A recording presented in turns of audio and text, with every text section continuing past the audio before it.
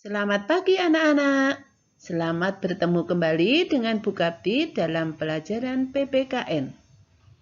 Anak-anak, hari ini kita akan belajar tentang penerapan nilai-nilai Pancasila dalam kehidupan sehari-hari. Dalam diri setiap orang terdapat jiwa kepemimpinan. Kita dapat melatih jiwa kepemimpinan tersebut terhadap diri sendiri maupun orang lain.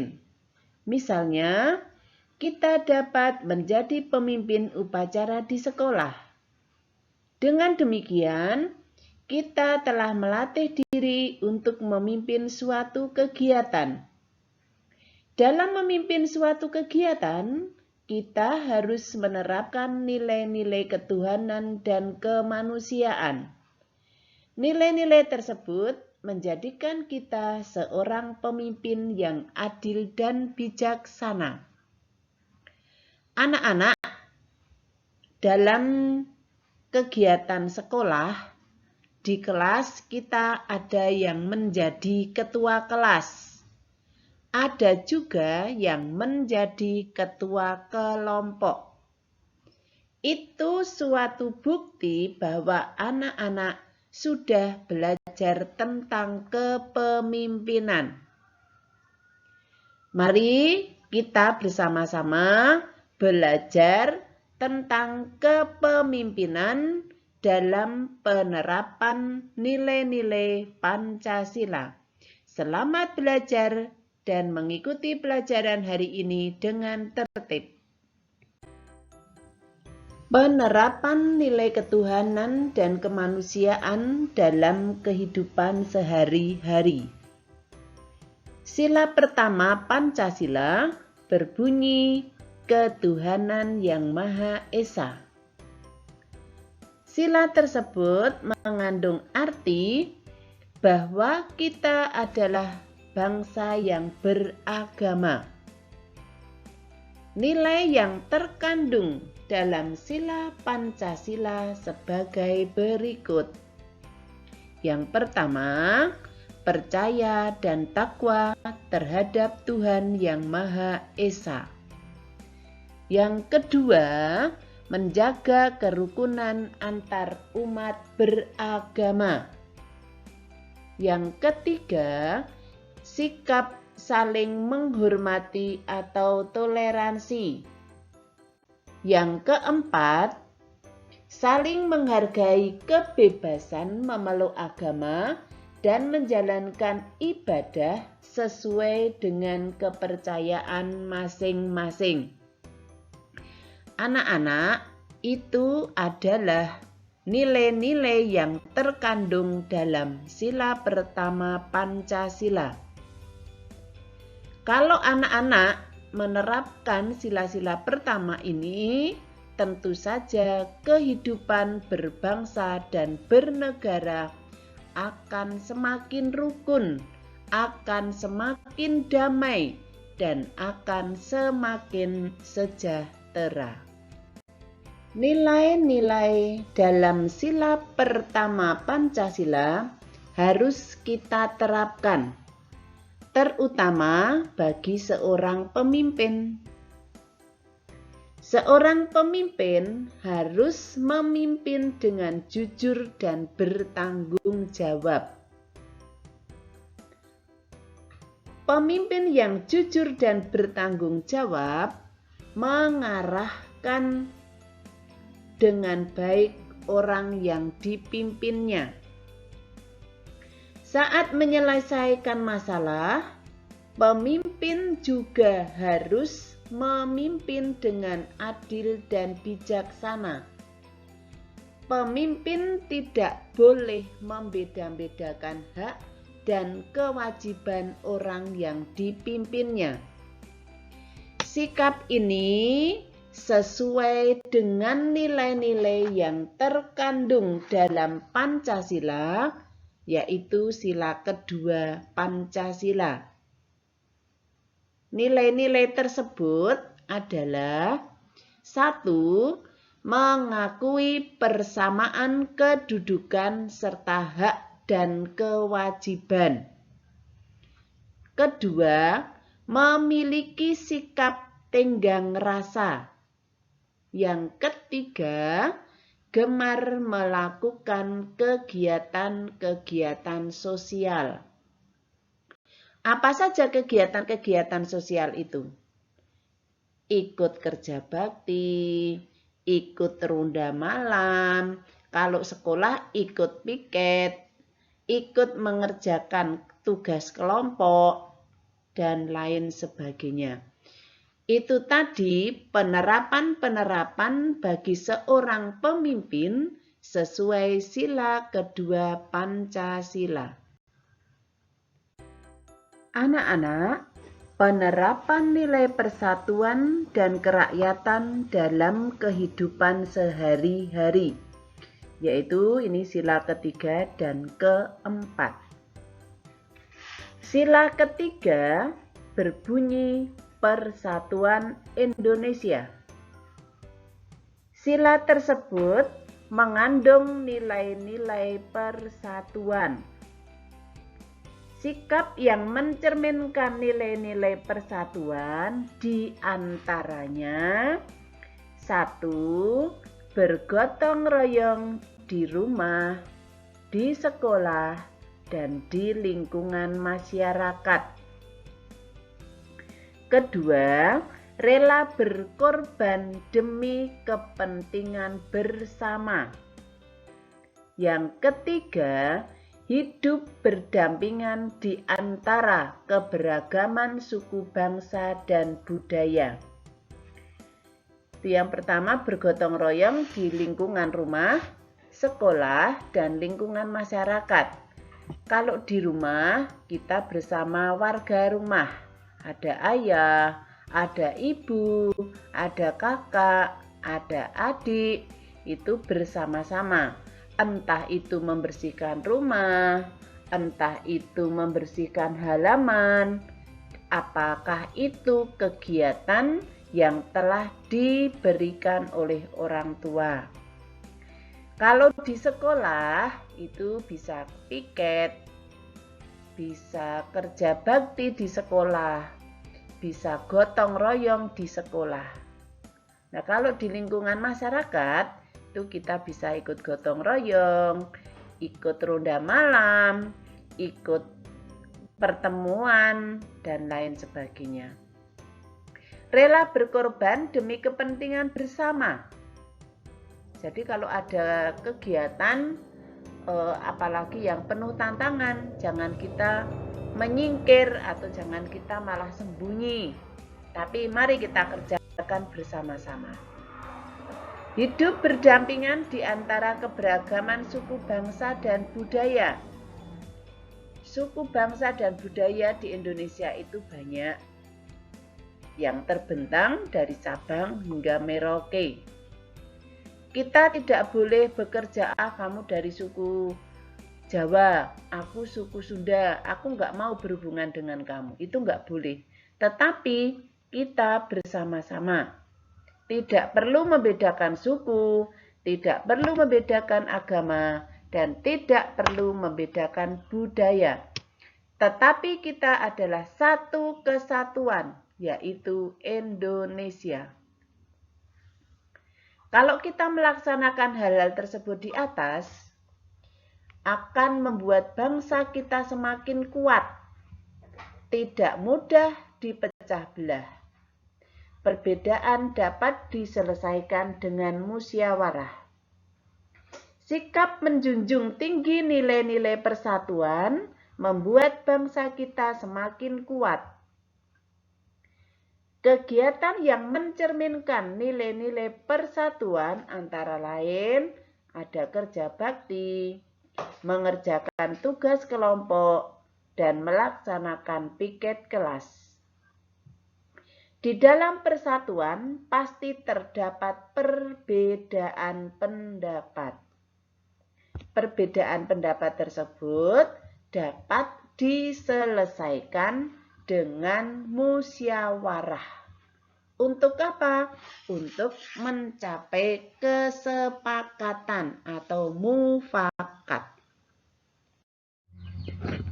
Anak-anak, musyawarah adalah cara menyelesaikan masalah secara mufakat. Musyawarah untuk mufakat sesuai dengan sila keempat Pancasila. Bagaimana bunyi sila keempat Pancasila?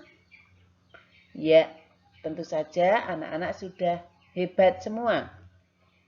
Yaitu kerakyatan yang dipimpin oleh hikmat kebijaksanaan dalam permusyawaratan perwakilan.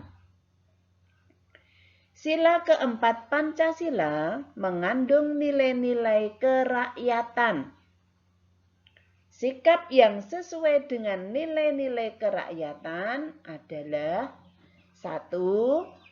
Menyampaikan pendapat dengan jelas dan santun. 2. Tidak memaksakan pendapat kepada orang lain. Artinya, kalau pendapat kamu dengan temanmu berbeda, kamu jangan mengajak temanmu harus mengikuti sesuai pendapatmu. Itu tidak dibenarkan. Karena setiap anggota musyawarah mempunyai pendapat sendiri-sendiri. 3. Menghormati pendapat orang lain. Kalau teman atau orang lain sedang beri pendapat, jangan kita tertawakan atau jangan kita ejek, tetapi kita dengarkan sampai hasil keputusan itu selesai. Yang keempat, menerima dan melaksanakan hasil keputusan musyawarah. Walaupun pendapat kita itu berbeda dengan hasil keputusan musyawarah, tetapi kita juga harus melaksanakan hasil keputusan dalam musyawarah dengan ikhlas, dengan lapang dada, atau dengan legowo. Yang pertama adalah menyampaikan pendapat dengan jelas dan santun. Kalau kamu mau mengeluarkan ide, pendapat, atau gagasan, kamu tunjuk jari terlebih dahulu. Dan sampaikan pendapatmu dengan jelas, dengan sopan. Tidak perlu berteriak-teriak. Tidak perlu dengan emosi. Itu nanti akan menghasilkan sesuatu yang baik. Kalau kamu menyampaikan dengan baik dan jelas pula. Itu ya. Nilai-nilai yang terkandung dalam sila keempat Pancasila. Musyawarah dilakukan untuk menghasilkan keputusan bersama. Manfaat menyelesaikan masalah melalui musyawarah antara lain 1. Mendapatkan keputusan yang adil. 2. Menyatukan pendapat yang berbeda. Itu manfaatnya. Jelas ya itu ya. Keputusan adil dan pendapat yang berbeda itu disatukan. Nah, anak-anak, pernahkah kamu melaksanakan musyawarah? Pasti sudah.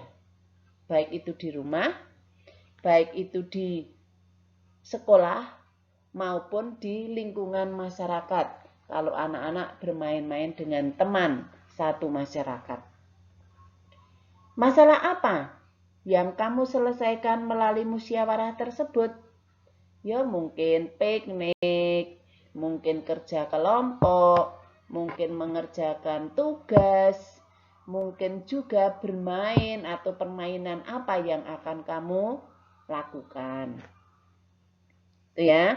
Itu adalah beberapa hal yang berhubungan dengan nilai keempat Pancasila. Menerapkan nilai keadilan dalam kehidupan sehari-hari. Ada kata keadilan, di situ pasti sila kelima Pancasila.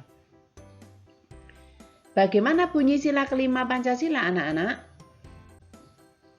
Ya, betul. keadilan sosial bagi seluruh rakyat Indonesia. Sila kelima Pancasila mengandung nilai keadilan. Adil artinya diperlakukan sama atau tidak memihak. Sila kelima Pancasila mengajarkan bangsa Indonesia untuk menerapkannya dalam kehidupan sehari-hari. Di antaranya, 1.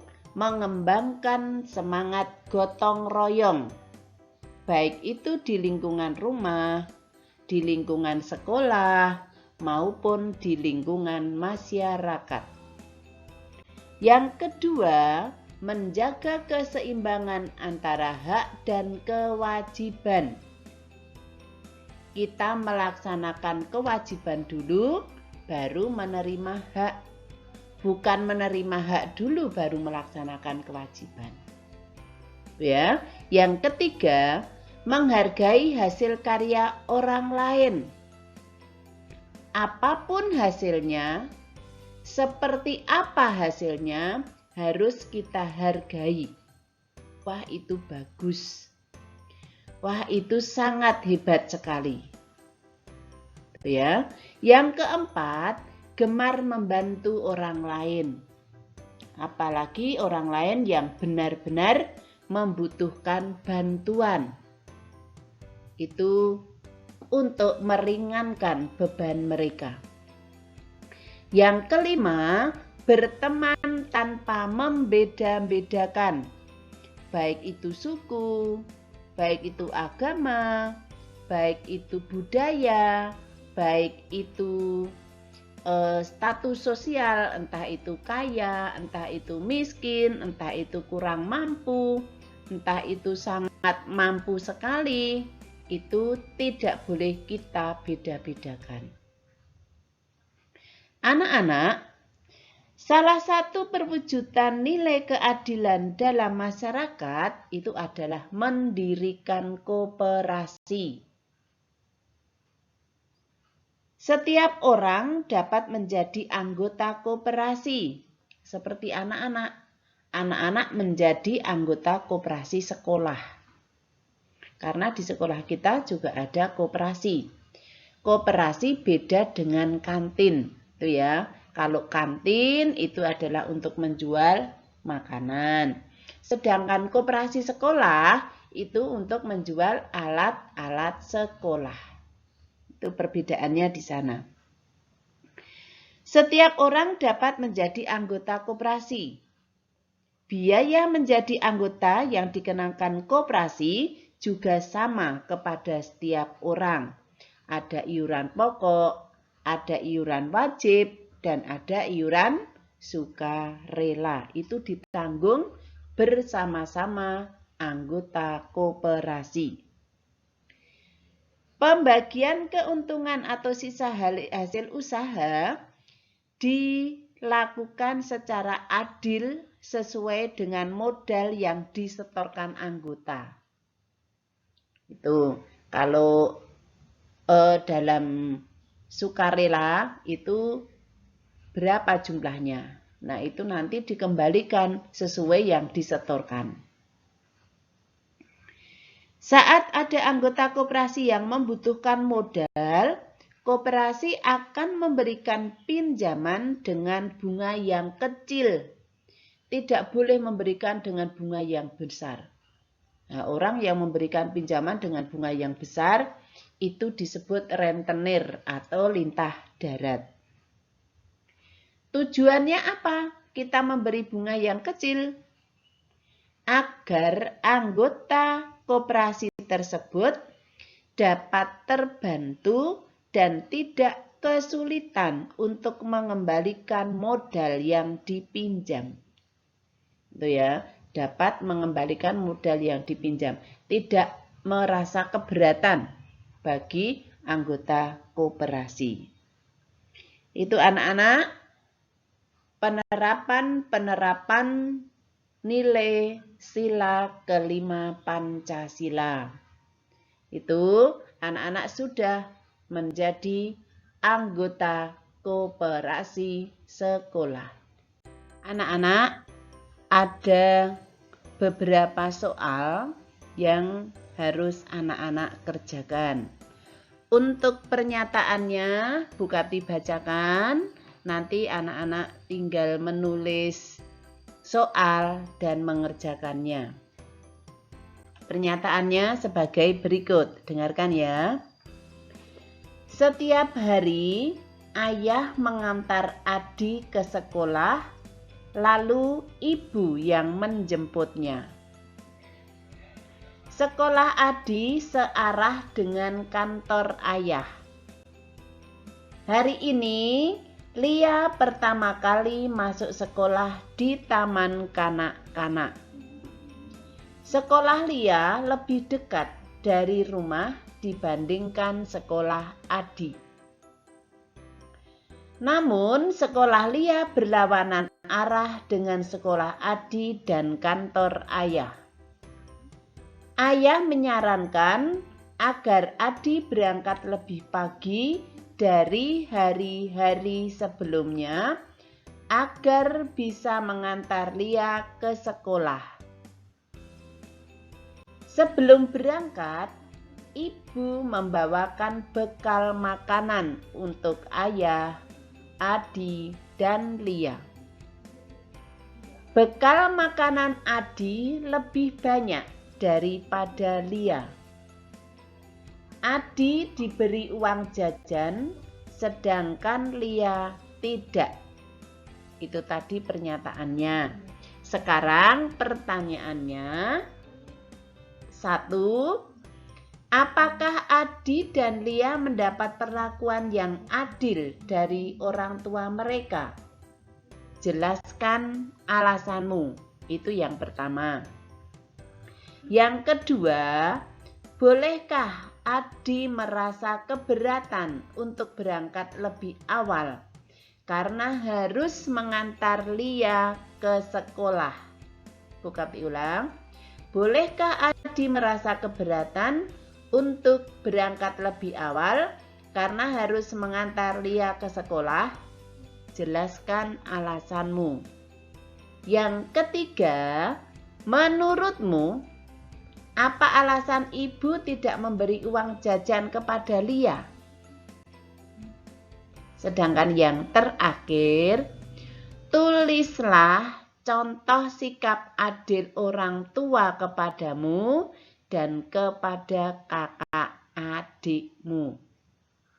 Kalau kamu hanya anak tunggal, ya cukup tuliskan contoh sikap adil untuk aku. Seperti itu ya. Demikian anak-anak pelajaran PPKN hari ini dipelajari, dicatat di kertas folio, baru mengerjakan soal yang ada di slide ini dan mengerjakan soal di form. Untuk mengerjakan soal di form ini dipelajari terlebih dahulu supaya mendapatkan hasil yang memuaskan. Terima kasih, salam sehat dan ikuti protokol kesehatan.